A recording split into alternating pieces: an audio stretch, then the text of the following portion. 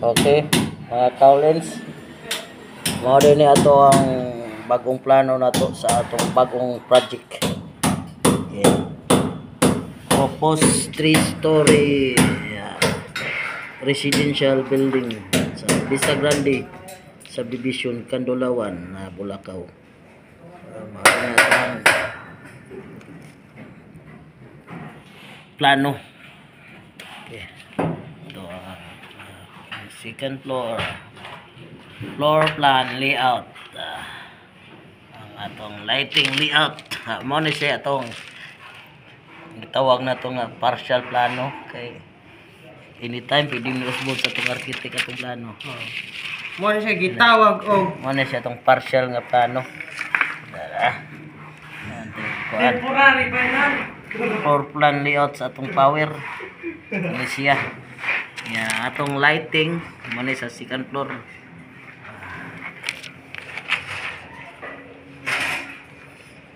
Sugod ta kumbati na karon. Ano siya? Atong plano. Atong konsentro nilo, kaya mo gibisan. Oh, down. Oh, kana mo na. Ano siya? Mo ni among sugod pa gyud. Permiro na mong pagpanilsil sa atong Vista Grande nga project. Ano siya oh. Mo na siya atong sa TV. Itong HDMI. Oh.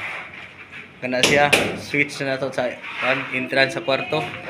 Kana mo na tong kinakusgan. Tara game. Oh, kana oh. Oh, shout out ah. Ayun. Ano siya? Itong Vista Grande project.